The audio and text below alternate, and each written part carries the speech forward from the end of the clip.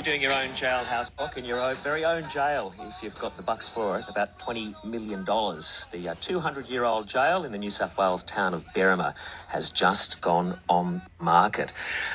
It's housed some of our state's best-known criminals, most infamous criminals, from Eddie O'Beid to Roger Rogerson. Yeah, you can imagine the stories that the walls could tell. Melinda Pavey is the New South Wales Minister for Water, Property and Housing. Good morning, Minister. Good morning, Robbie. Okay, it's a fairly hefty chunk of property we're talking about here. Why is it going up for sale? Because we no longer need it as a jail. And you also forgot Rex Jackson. That was another tenant. Yes. And I don't think they were playing the Jailhouse Rock in 1839 when it opened. It's just an extraordinary age, isn't it, this beautiful piece of property? It is a beautiful piece of property. I know that there are some concerns amongst the locals about what it's going to end up becoming, obviously, but what are your hopes for the site?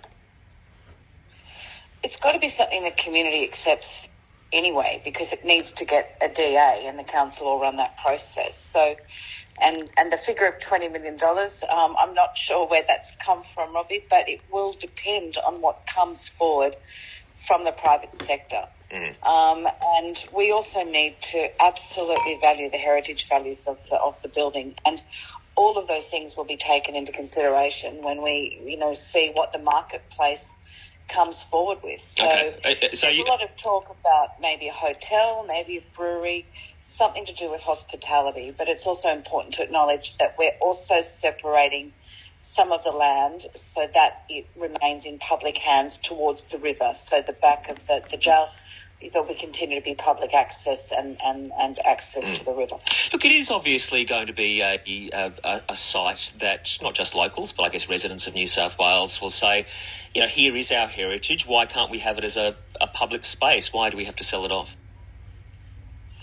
Because it is about maintaining and looking after it. I mean, the challenge always is for the taxpayer dollar to be able to build the schools and hospitals and the roads that we need, as well as keep in place our heritage. And we think this is a unique opportunity to continue that heritage, continue public access, by asking the private sector what they would maybe like to do with this site. I mean, I think it's a jail that most people in New South Wales know, especially when the old highway used to go through there, the Hume Highway. It's always been an attraction, and I think there's a genuineness of affection for that place and its history. It will, and when we judge what goes forward in terms of the expressions of interest through to a DA, all of those important social, cultural and environmental issues will need to be considered. Well, most of us have only seen the outside, of course, but I guess a few have seen the inside. Just describe it for folk who haven't been past it, haven't seen it. Just give us a little idea of what we're talking about here. Well, it's that beautiful colonial sandstone architecture, which, constructed in 1839. It's certainly been a centrepiece of the colony at the time and of New South Wales, housing, many inmates over that time. So we want to be able to do something adaptive with that space. And you see that when you travel through the UK. A lot of buildings have been adapted to include the heritage, but still be given a modern purpose. So maybe instead of housing inmates, maybe it will house guests that want to spend a lot of money to stay there, as well as restaurants or a brewery or something like that. But we want that market question to come back, but we'll have to use and be adaptive of the heritage orders that exist across the jail. Okay, on that note though, does that mean that it's just going to be the highest price that gets the jail? Does it mean that they will actually have to provide details and assurances that it will retain that historic heritage? Absolutely, Robbie. And the panel that analyses the expressions of interest, that is at the very heart, that you must be able to deliver a proposal that has social, economic and cultural benefits to Berrima and the Southern Highlands. And the local MP, Wendy Tuckerman, has made that very clear to me. And I've got my people from Property New South Wales meeting with the community groups. And I know they're anxious about it. I know they have a great passion for this site.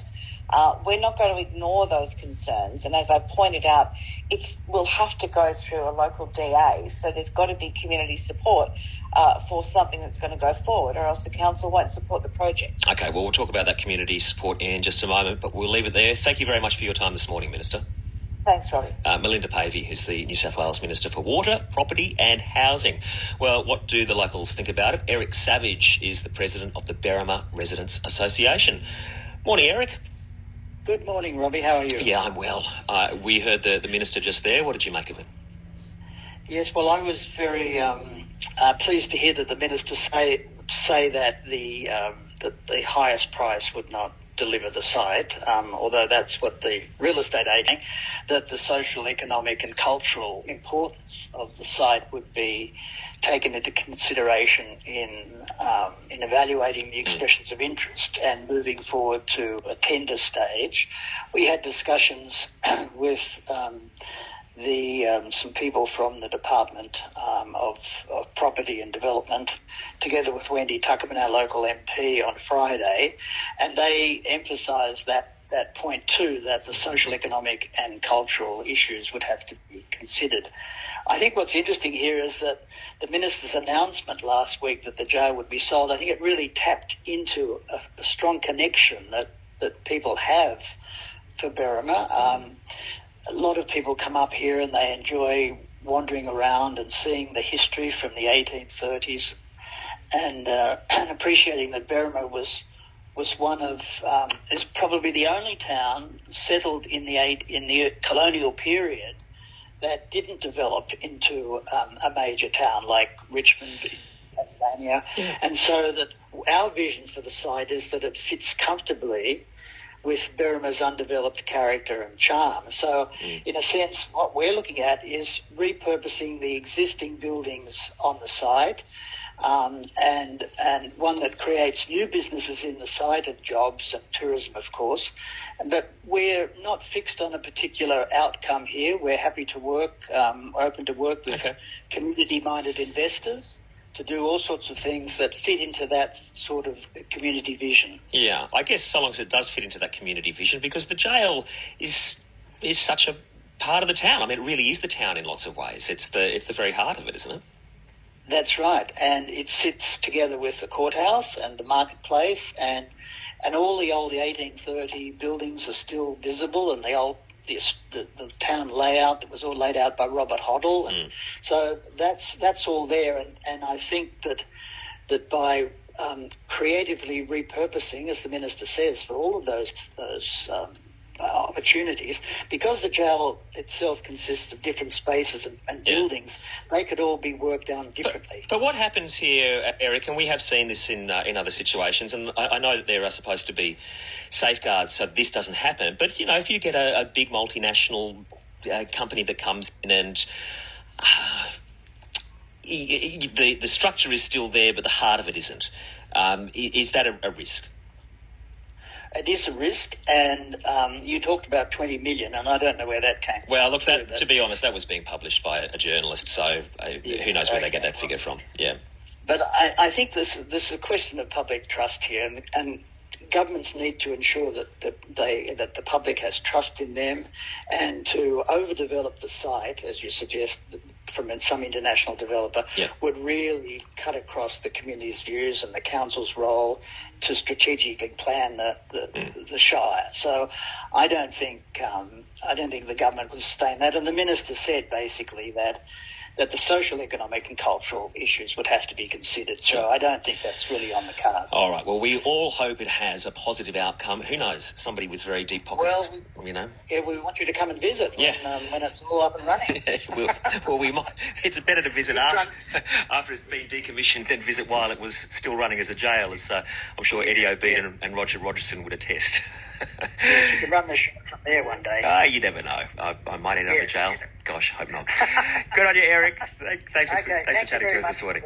No worries. All the best. Eric Savage is the President of the Berrima Residents Association. There it is, the 200-year-old jail in the town in the Southern Highlands, up for sale at the moment. You could have your very own concert there. Blue, just as blue as I can be.